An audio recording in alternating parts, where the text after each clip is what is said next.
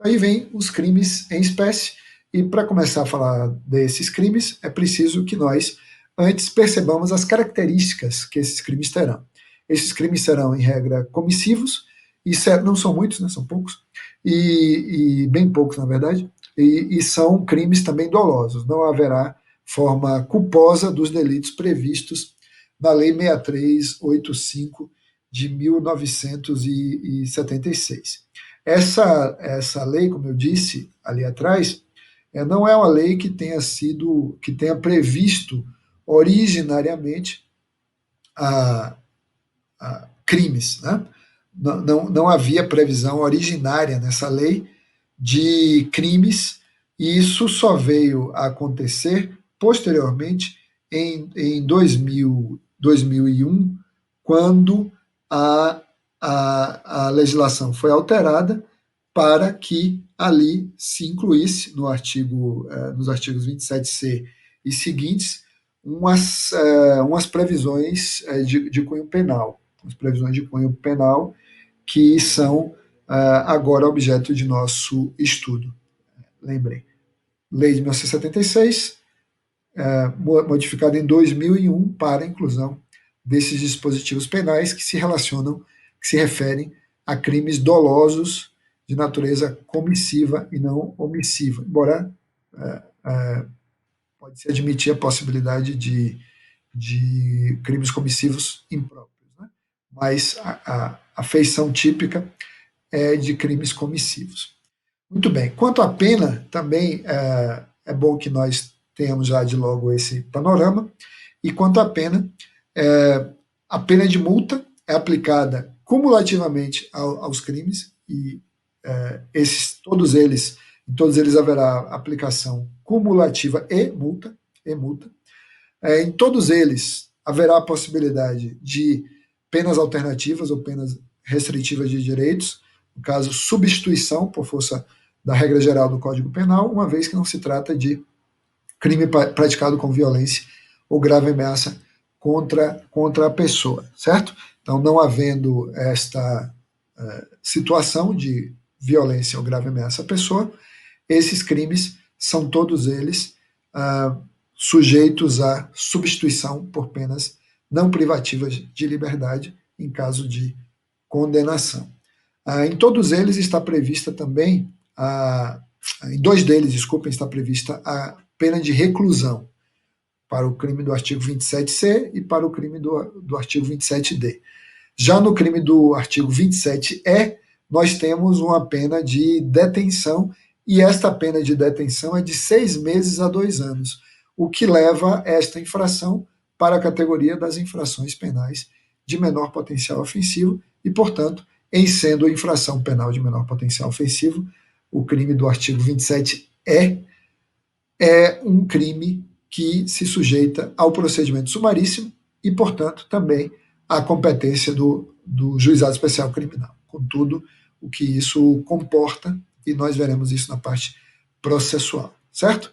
Então, vejamos, feita essa análise panorâmica, então, crimes que têm sempre multa, como é normal nos crimes de cunho econômico, ou que geram proveito econômico, ou que se situam num nicho econômico, os crimes patrimoniais, os crimes financeiros, crimes de lavagem de dinheiro, os crimes que geram produto ou proveito, todos eles, em regra, recebem pena de multa também. E aqui, a pena de multa é cumulada com a pena privativa de liberdade nas 3 hipóteses, ok? Então vejamos agora a questão de cada um dos crimes, mas lembrando que a opção do legislador por incluir no 27C e no 27D figuras delitivas que são apenadas com reclusão faz diferença, por exemplo, para uma medida de investigação muito importante, que é a medida de interceptação de comunicações telefônicas, porque lá pelo artigo 2º ou 3º, acho que é o 3º, da Lei 92/96 de 1996, somente se admite a interceptação telefônica e a telemática quando se trate de crime punido com reclusão. Então não se admite, em regra, que se faça interceptação para crimes apenados com detenção. O curioso daquela lei que nós vamos estudar aqui, uma das leis que nós vamos estudar, é que a 92/96, alterada há pouco tempo, cerca de 2 anos, tem agora a previsão de escuta ambiental nela, é muito claramente regulada, e o critério não é o mesmo de tipo de pena, reclusão da detenção, mas sim patamar de pena, né?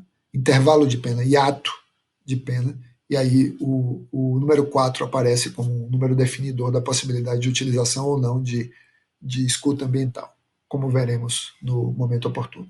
Não nesta aula sobre a Lei 6385 de 76. Então vamos lá ao artigo 27C, que é um dos artigos mais importantes da Lei 6385 de 1976, que é no que diz respeito à tutela penal, que é um crime que procura proteger não só os agentes do mercado, as próprias empresas, quanto à manipulação desse mesmo mercado, ou seja, é interesse das empresas que o mercado funcione adequadamente, né? Que o sistema financeiro funcione adequadamente. Lembrem que quando a Constituição fala em ordem econômica, a ordem econômica se orienta pela respeito à propriedade, pela função social da propriedade, pelo respeito aos direitos do consumidor e também pelo respeito ao meio ambiente.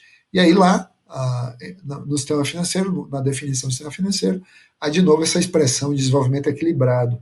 Desenvolvimento equilibrado deve ser feito com respeito a certos valores, e os valores substanciais são esses mesmo, né? Esses valores da proteção ambiental, da proteção da concorrência, da livre concorrência, da livre iniciativa e da defesa do consumidor. Então, a manipulação de mercado, ela produzirá impactos tanto nos interesses das pessoas jurídicas, sobretudo jurídicas, que atuam nas atividades de valores imobiliários, como corretores de valores imobiliários, como agentes de valores imobiliários, como representantes dessas entidades, como pessoas que trabalham na bolsa de valores e em corretoras, como investidores. Investidores. Os investidores são pessoas que aportam recursos ali e que pertencem ao seu patrimônio, recursos que pertencem ao seu patrimônio e que devem ser protegidos também contra fraudes, contra manipulações, e é esse o objetivo do artigo 27C, que considera que o crime acontecerá quando houver operações simuladas, então a dissimulação em relação a uma determinada operação financeira, vinculada àqueles valores imobiliários que nós vimos lá, listados na parte administrativa da lei, ou, a segunda conduta, alguém que pratique algum tipo de fraude, e essa fraude tem um objetivo de alterar artificiosamente, mediante um ardil, mediante o emprego de uma estratégia mais ilícita qualquer, a cotação, preço ou volume negociado de um valor imobiliário. O valor imobiliário é definido, como nós já vimos, né? aquela lista de valores imobiliários. Então, qualquer daqueles valores imobiliários, assim definidos pela própria lei, se houver uma atividade fraudulenta ou uma simulação com vistas a aumentar ou diminuir, ou no que diz respeito à cotação, o preço desses valores imobiliários, desde que essa fraude, essa dissimulação, esse ardil, esta conduta ardilosa, desonesta, tenha como objetivo obter uma vantagem indevida ou um lucro. Lucro, no sentido econômico, ou outra vantagem indevida, qualquer que seja. Não necessariamente o lucro para si, para o próprio agente, ou para outrem, para alguém em proveito de quem o autor do crime esteja agindo. Né? E também haverá a conduta, já uma terceira forma, quando se não é o objetivo obter uma vantagem indevida, se o objetivo, por outro lado, não é obter um lucro, vantagem econômica, se o objetivo é causar dano a terceiros, isso também caracterizará o crime, desde que haja uma dissimulação ou uma fraude. Okay? A pena é uma pena daquelas cujo intervalo é muito grande, um intervalo de 1 a 8 anos, um intervalo muito grande. Não me parece razoável que haja um intervalo tão grande de pena, mas aqui é uma vantagem, porque se a manipulação for de menor monta, a pena pode se aproximar de 1 ou ser 1. Aí, se for uma grande manipulação do mercado, com grande impacto nos investidores e nas empresas, essa pena poderá se aproximar do máximo de 8, o que dá uma margem de manobra muito boa para os juízes, apesar de isso não ser uma boa técnica na preparação do preceito secundário da norma criminadora. Vejam que aí está a previsão de multa, a multa de até 3 vezes o montante da vantagem ilícita obtida em decorrência do crime. Isso já nos mostra o quê? Que a forma de contagem da pena de multa não é a regra geral do Código Penal. Né? Tem uma regra especial para a determinação da pena de multa aqui, e isso merece nossa atenção. Né? Então, reclusão de 1 a 8 anos e multa. Sendo a pena de 1 a 8 anos, sendo ela de 1 a mínima, é possível a suspensão condicional do processo. É possível também o acordo de não persecução penal. Por outro lado, não será possível, dado o valor máximo da pena, de 8 anos, nenhuma medida relacionadas às infrações penais de menor potencial ofensivo, que são basicamente 3. Uma é não se impor fiança, 2, não se exige flagrante, 3, cabe transação penal. Não é nenhuma dessas 3 hipóteses. Mas, como eu disse, não sendo um crime praticado com violência ou grave ameaça à pessoa, se a pena ficar no intervalo admitido, até 4 anos, essa pena pode ser substituída. Se passar de 4, aí já não. Né? 27C é isso. Esse é o crime do artigo 27C. E aqui ainda haveremos de comentar que não é um crime muito comum, embora seja um crime que pode ser praticado por qualquer pessoa, mas normalmente quem atua com especialidade nesse campo, no mercado de valores imobiliários, alguém que tem conhecimento suficiente para fazer essa manipulação do mercado, um profissional do setor, o fato é que não é algo que aconteça muito. Vejam que essa lei é de 2001, alteração, e ela foi depois modificada por uma lei de 2017. E, no entanto, nós não temos muitos casos na prática forense, muitos casos que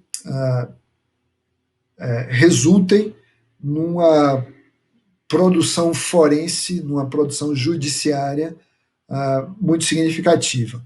É um crime cujo estudo, cuja compreensão é muito importante para o MPF, e a essa altura vocês já devem saber, eu vou deixar para comentar isso no segundo bloco, mas já devem saber que se trata de um crime de competência federal, né?